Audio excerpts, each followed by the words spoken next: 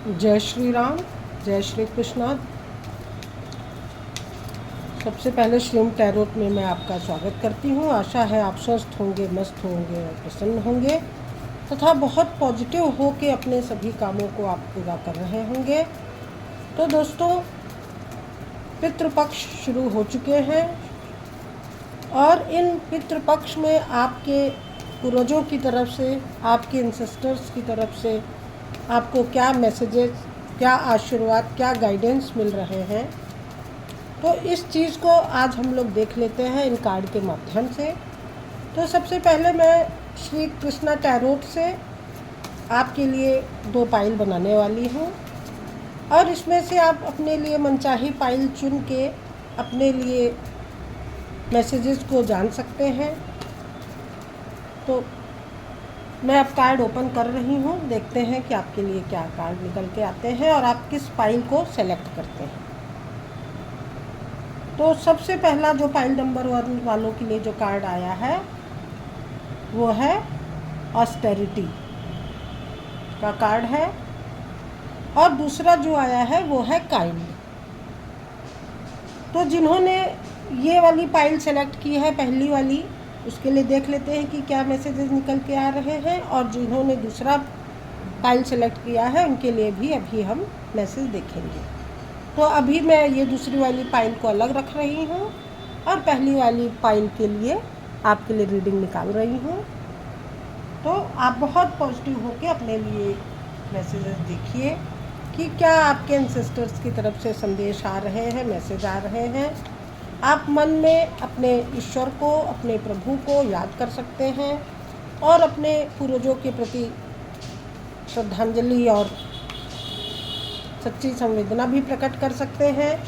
इस बीच में मन में आप चाहे तो थोड़ा सा मेडिटेट करें और अपने लिए जो भी आपके लिए मैसेज आ रहे हैं उसको आप देख सकते हैं। तो अब मैं पाइल कार्ड ओपन करने जा रही हूँ।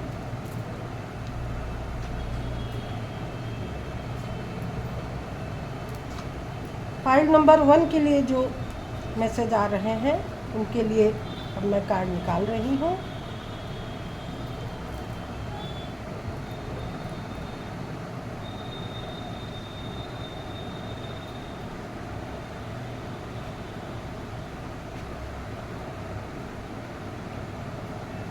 तो फाइल नंबर 1 के लिए जो मैसेज आ रहे हैं वो ये है कि द चैरियट का कार्ड आ चुका है। आपको कहीं ना कहीं डिवाइन ब्लेसिंग्स मिल रही हैं। आप इंट्यूटिव पर्सन, रिलीजियस पर्सन, आध्यात्मिक पर्सन हो सकते हैं और आपको सही गलत का भी ज्ञान रहता है और आप उसी अकॉर्डिंग अपने सारे एफर्ट्स लगाते हैं। तो आप जिस भी दिशा में बढ़ रहे हैं उस दिशा में आगे बढ़ते चलिए। अपने लिए राइट पाथ का सिलेक्शन कर लीजिए। डिवाइन ब्लेसिंग्स, आपको ईश्वर की ब्लेसिंग्स, डिवाइन की ब्लेसिंग्स और आपके एंसेस्टर्स का आशीर्वाद पूरी तरह से यहाँ पे मिल रहा है और आप एक महारथी की तरह आगे बढ़ रहे हैं। उससे अगला कार्ड 4 ऑफ पेंटिकल्स के लिए आया है।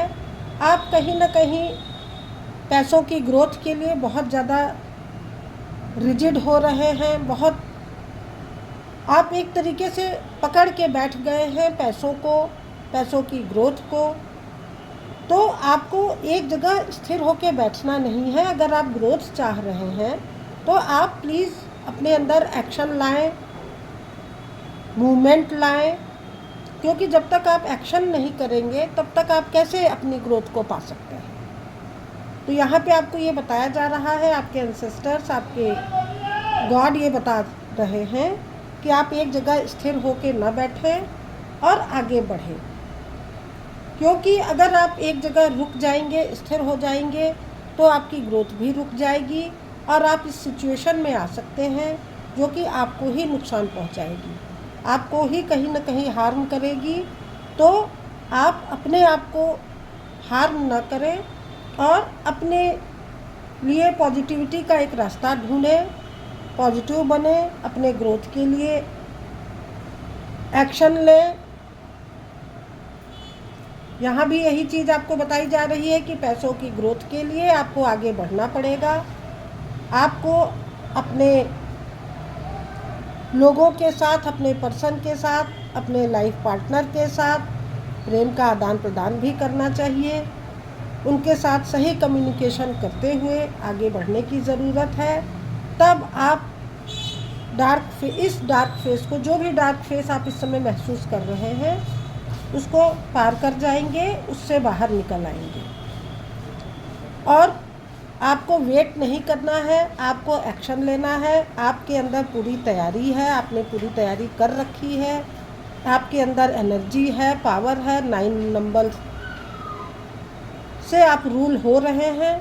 तो आप एक्शन लीजिए। बिल्कुल किसी प्रकार की आपको घबराहट वाली सिचुएशन में नहीं रहना है, क्योंकि ईश्वर आपको सपोर्ट कर रहे हैं। डिवाइन गाइडेंस का कार्ड पहले ही आ चुका है।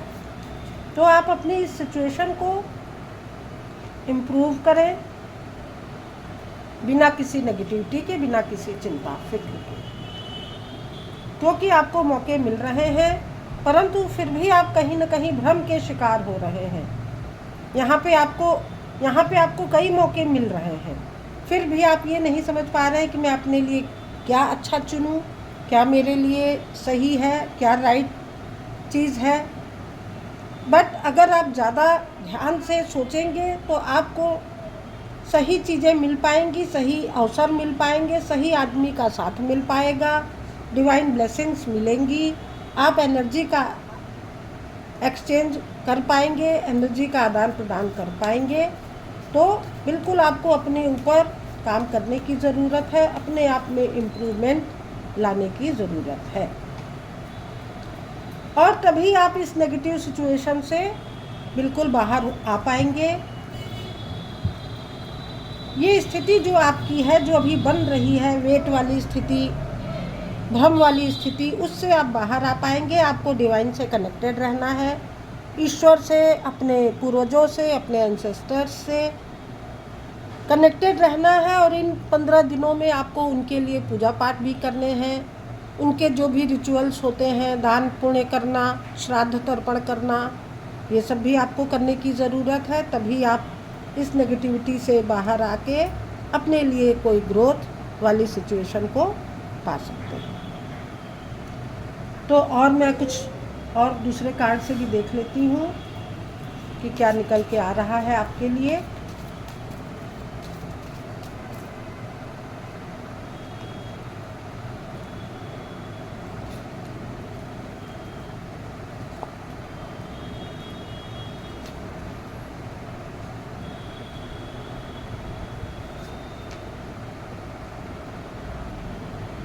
देखिए, आपके एंसेस्टर्स या डिवाइन आपको ये बता रहे हैं कि आपको प्रोजेक्शन से, भ्रम से, इल्यूजन से बचना है। जो चीज़ें आपको दिख रही हैं, ज़रूरी नहीं है कि वो चीज़ें वैसी ही हो।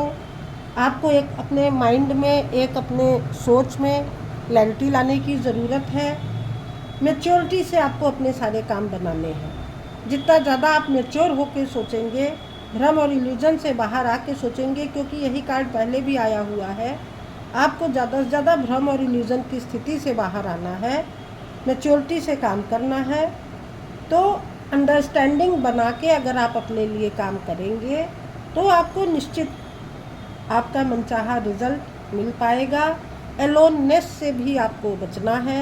एलोननेस वाली सिचुएशन से बाहर आइए, लोगों से बातचीत कीजिए, अपने कम्युनिकेशन कीजिए, अपने विचारों का आदान प्रदान कीजिए, जिससे कि आप एग्जॉस्टन वाली स्थिति से बच सकेंगे।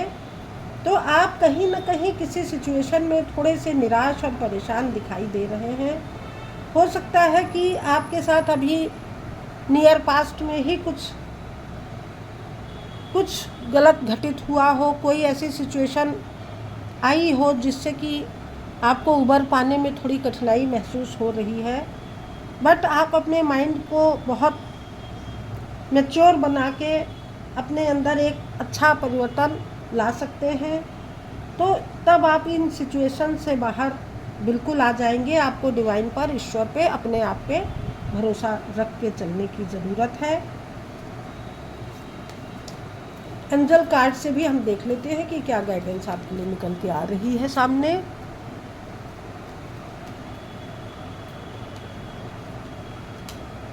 ट्रस्ट का कार्ड आ गया है। आपको ट्रस्ट रखना है अपने ऊपर, अपने डिवाइन पर, अपने एंसेस्टर्स पे, कि वो लोग आपके साथ कुछ भी गलत नहीं होने देंगे, जो भी करेंगे वो अच्छा ही करेंगे। ऐसा सोच के ईश्वर आपको हेल्पफुल पीपल का साथ भी उपलब्ध करा रहे हैं। तो आप इन सिचुएशन का भी अपने लिए यूज़ कर सकते हैं। Choose a new direction. आपको नए तरीके से सोच के नए रास्ते पे चलने की ज़रूरत है। अपनी ग्रोथ के लिए आप अपने लिए एक सही रास्ते का चुनाव कर सकते हैं। तो आपको सक्सेस मिल रही है डिवाइन की तरफ से, ईश्वर की तरफ से आपको सक्सेस दिलाया जा रहा है, न्याय दिलाया जा रहा है। और यस, आपके काम डेफिनेटली बन रहे हैं। तो आप पूरी तरह से अपने ऊपर, अपने डिवाइन पर, ईश्वर पे भरोसा रखें और सभी कामों को पूरा करें, एक्शन लें। तो आप नेगेटिव सिचुएशन से पार हो जाएंगे और आपको एक अच्छा रास्ता, नया रास्ता बनता हुआ दिखाई दे रहा है। तो आप प्लीज़ अपने गॉड को, ईश्वर को, एंसेस्टर्स को, पूर्वजों को धन्यवाद दें, उनके प्रति अपनी कृतज्ञता व्यक्त करें और पूजा पाठ में अपना मन लगाएं, जिससे कि आपको एक सही रास्ता मिल सके। तो दोस्तों, ये थी पाइल नंबर 1 के लिए रीडिंग। और अब मैं पाइल नंबर 2 के लिए कार्ड निकालने जा रही हूँ। तो आप प्लीज़ थोड़ा सा मेडिटेट कर लें और अपने लिए एक सही गाइडेंस को इन कार्ड के माध्यम से देख सकते हैं। तो आप डिवाइन पे पूरा बिलीव करें, ईश्वर पे पूरा फेथ रखें। कार्ड नंबर 2 जो है वो आ गया है काइंड। फाइल नंबर 2 वालों के लिए काइंड का कार्ड है, दया का कार्ड है।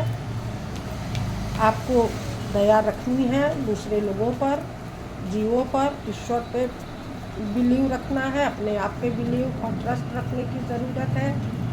तो श्री कृष्ण आपको ये बता रहे हैं कि आप अपने जो भी आपके पास जीव जंतु हैं उनको आप फीड करा सकते हैं। उनके लिए आप खाने वाने की व्यवस्था, भोजन चारी की व्यवस्था कर सकते हैं। इस पितृपक्ष में अगर आप उनके लिए कुछ इस टाइप का काम करेंगे तो उसका निश्चित ही आपको अच्छा रिजल्ट मिलेगा। तो अब मैं कार्ड निकाल रही हूँ पाइल नंबर 2 वालों के लिए।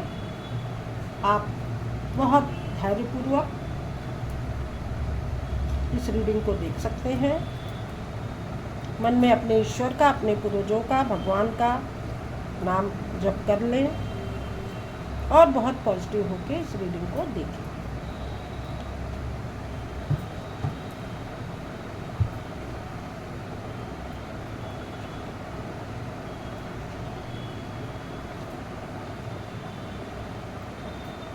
फाइल नंबर 2 वाले भी कहीं किसी दुविधा में फंसे हुए दिखाई दे रहे हैं। कहीं पे ये लोग डिसीजन नहीं ले पा रहे हैं या अपने सामने की सिचुएशन को देख नहीं पा रहे हैं या देखना नहीं चाह रहे हैं। तो आप बिल्कुल भी निराश, परेशान ना हो, क्योंकि ये टाइम पीरियड बहुत थोड़े समय के लिए है जो कि बहुत जल्दी ही बीत जाएगा और आपकी एक न्यू जर्नी, एक न्यू स्टार्ट शुरू होगी। द फूल का कार्ड आ गया है। आपको इस कार्ड का नाम भले द फूल है, बट आपको बहुत मैच्योरली आगे बढ़ना है। एक नई आशा के साथ एक नई जर्नी आप स्टार्ट करें और निस्संदेह आपको आपके रास्ते में बहुत सारी चुनौतियां मिलेंगी, जिसको कि आपको बहुत सोच विचार कर, बहुत मैच्योरली हैंडल करके आगे बढ़ना है, जिससे कि आप आगे आने वाली सिचुएशंस का सामना कर सकें और उसमें फंस न जाए। उन परेशानियों और दिक्कतों से बचने के लिए आपको बहुत मैच्योरली आगे बढ़ना है। द एम्परर की आपकी एनर्जी है। आप एक्सपीरियंस्ड पर्सन हैं, तो आप अपने एक्सपीरियंस का, अपने पद प्रतिष्ठा, मान का सहारा लेकर बहुत मैच्योरली अपने कामों को पूरा कीजिए आपके अंदर एनर्जी है, पावर है, उस पावर का, एनर्जी का आप उपयोग अपने सफलता के लिए कीजिए, अपनी इस सफलता को पाने के लिए कीजिए, क्योंकि आप अपने जॉब के लिए, अपनी ग्रोथ के लिए, अपनी प्रोग्रेस के लिए कहीं ना कहीं फोकस्ड हैं। यहाँ भी आपको मैच्योरली से काम करने के लिए कहा जा रहा है। आपको हर जगह अपनी मैच्योरिटी दिखानी है और आप एक मैच्योर्ड पर्सन हैं, बट बस उस अपने मैच्योरिटी का प्रयोग अपने ग्रोथ के लिए, अपने प्रोग्रेस के लिए कीजिए। भ्रम और इल्यूजन में मत रहिए। आपके सामने अपॉर्चुनिटीज़ हैं, उसको बस आपको बहुत सोच विचार कर मैच्योरली सेलेक्ट करना है कि क्या आपके लिए सही है, और उस रास्ते पर आप आगे बढ़ें जो कि आप अपने लिए सोच रहे हैं। तो मैं कुछ और कार्ड निकाल ले रही हूँ। Queen of wands, the chariot, chariot का कार्ड पहले पाइल में भी आया था, द फूल, लगभग वही कार्ड इसमें भी आ गए हैं। आपको एक न्यू जर्नी स्टार्ट करनी है, यहाँ भी आप न्यू जर्नी स्टार्ट कर रहे हैं, यहाँ भी न्यू जर्नी स्टार्ट कर रहे हैं, और यहाँ आप ग्लोबली, इंटरनेशनली अपने किसी काम को मैनिफेस्ट कर रहे हैं जिसमें कि आपको सफलता मिलती हुई दिखाई दे रही है, क्योंकि आप वॉन्ड्स के क्वीन हैं, वॉन्ड्स के किंग हैं। तो वॉन्ड्स के कार्ड आपकी कैरियर में ग्रोथ और सफलता को बताते हैं। तो आपको कैरियर में ग्रोथ और सफलता मिल रही है क्योंकि आपके अंदर पावर है, लॉयन वाली एनर्जी आपके अंदर दिखाई दे रही है। आप लॉयन की तरह बहार सकते हैं, काम कर सकते हैं। तो आपको किसी छोटी मोटी नेगेटिविटी से बिल्कुल भी डरना नहीं है, क्योंकि ये कैट जो बैठी है वो आगे आपका रास्ता काटती हुई दिखाई दे रही है। तो इस कैट से आपको बिल्कुल नहीं घबराना है, लॉयन वाली एनर्जी में आपको बने रहना है। खिला हुआ सनफ्लावर आपकी सफलता को बता रहा है। तो आप बिल्कुल अपने रास्ते पर आगे बढ़िए। ओशो जेन कार्ड से हम देख लेते हैं कि क्या निकल के आ रहा है आपके लिए, क्या गाइडेंस है। इन पितृपक्ष के दिनों में आपको अपने एंसेस्टर्स के लिए कुछ दान पुण्य करने की ज़रूरत है। पशुओं के लिए चारे और भोजन, खाने आदि की व्यवस्था करने की ज़रूरत है, और दान पुण्य भी कीजिए जिससे कि आपके पितृलोक, पूर्वज लोग तृप्त हों और आपको खुश होने का आशीर्वाद दें, और आपके जो भी काम नहीं बन पा रहे हैं वो अच्छी तरह से बनने लगे, क्योंकि पितरों का आशीर्वाद आपको आपकी दिक्कतों से, परेशानियों से निकालता है। ऐसा विश्वास रखकर अगर आप उनके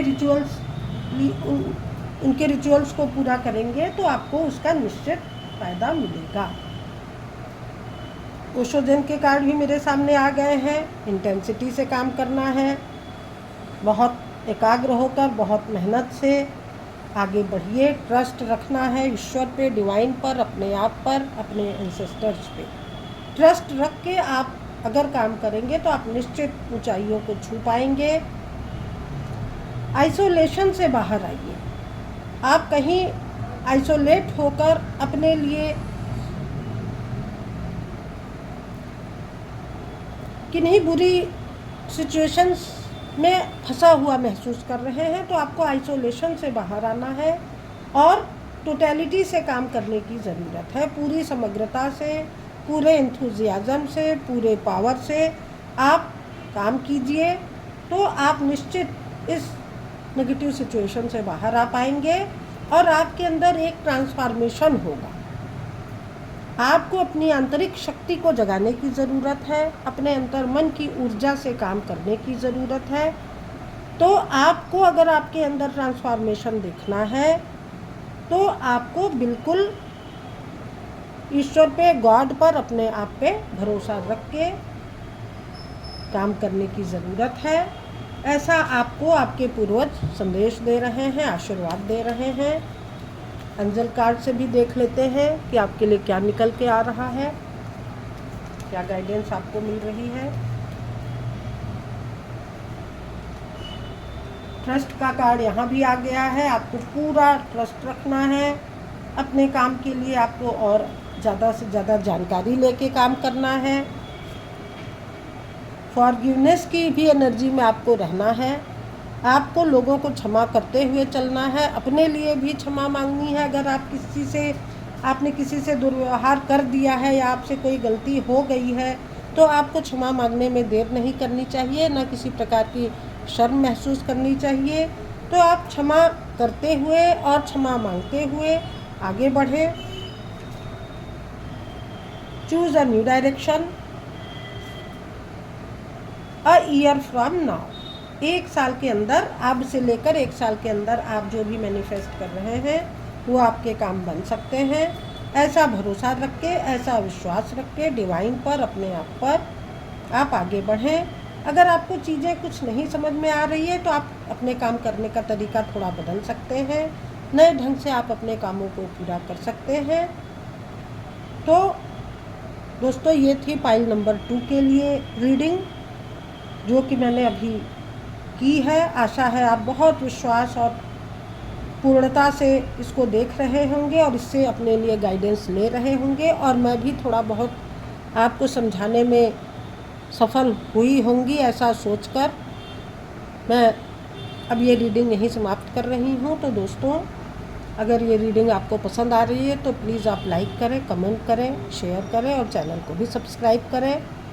और कमेंट में ईश्वर के लिए धन्यवाद, अपने एंसेस्टर्स के लिए प्रे करें, उनको नमस्कार करें, धन्यवाद करें कि उन्होंने बहुत कुछ हमें दिया है। वही हमें कहीं ना कहीं उनका आशीर्वाद ही हमें आगे बढ़ा रहा है। ऐसा सोचकर उनके लिए बहुत ज़्यादा धन्यवाद प्रदान करें। ईश्वर को भी बहुत धन्यवाद बोलें। जो भी चीज़ ईश्वर ने प्रदान की है वो हम लोगों को बहुत ज़्यादा सफल बना रही है। ऐसा सोचकर आप ज़्यादा से ज़्यादा अपने पूर्वजों को धन्यवाद और ग्रेटिट्यूड पे करें। तो थैंक यू दोस्तों, thank you for watching, thank you.